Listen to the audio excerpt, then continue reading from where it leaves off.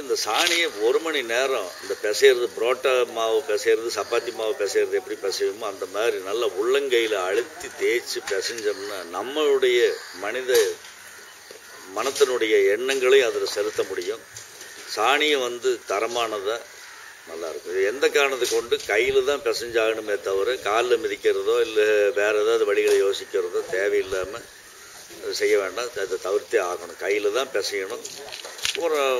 ஒரு குழிக்கு ஒரு ஆள் 1 மணி நேரத்தில் பிசைய முடியும். அந்த அளவுக்கு நல்ல பிசைஞ்சு எடுத்துக்கிட்டு அந்த கட்டப்பட்ட குழி 3 அடி நீளம், 2 அடி அகலம், 1.5 அடி ஆழம் உள்ள அந்த செங்கல்லால் கட்டப்பட்டுள்ளது குழிக்குள்ளே விசிறி போடணும். எண்ணெயில் பக்கோடா மாவு எப்படி போடுவோமோ அந்த மாதிரி பிரித்து கொஞ்சம் கொஞ்சமாக எடுத்து உதறி விடணும்.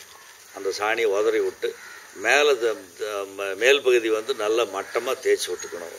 குழி மேடு இல்லாத அளவுக்கு நல்லா மட்டமாக இது அழுத்தி தேய்க்காமல் மேலே மட்டும் தண்ணி தெளித்து மட்டம் பண்ணிவிட்டு அதில் 6 இடத்துல அந்த குழியினுடைய நீள வாக்கில் 5-6 இடத்துல ஓட்டைகளை போட்டு அதில் ஒவ்வொரு ஓட்டையிலும் அந்த சாணத்தினுடைய அடித்தளம் வரைக்கும் அந்த துவாரங்களில் 502ல் 1 கிராம், 503ல் 1 கிராம், 504ல் 1 கிராம், இப்படி 6 தயாரிப்புகளையும் அந்த 507ங்கிறது மட்டும் திரவ வடிவில் இருக்கும். அதில் 20 மில்லி 1 லிட்டர் தண்ணியில் ஒரு 20 நிமிஷம் சுற்றி கலந்துக்கிட்டு அதையும் அந்த குழிக்குள்ளே ஒவ்வொரு ஸ்பூனை ஊற்றி விட்டு மீதி ஏகமாக தெளித்து விட்டு நல்ல சர்ஃபேஸை மேல் பகுதியை நல்ல மட்டமாக தடவி விட்டு மட்டம் பண்ணிவிட்டு தளம் ஒரே மாதிரி இருக்கிற மாதிரி மேல் தளம் மட்டும். ஆனால் அழுத்தம் ஜாஸ்தி கொடுக்காம உள்ளே சாணி ஒன்றோட ஒன்று அந்த காம்பேக்டாக ஒரே கேக் மாதிரி ஆகாத அளவுக்கு அதை அழுத்தி விட்டு மட்டம் பண்ணிக்கணும்.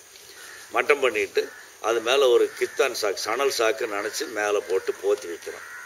இது ஒரு 3.5 மாத இடைவெளிக்கு நம்ம அந்த குழிக்குள்ளே தான் இருக்க போகுது அந்த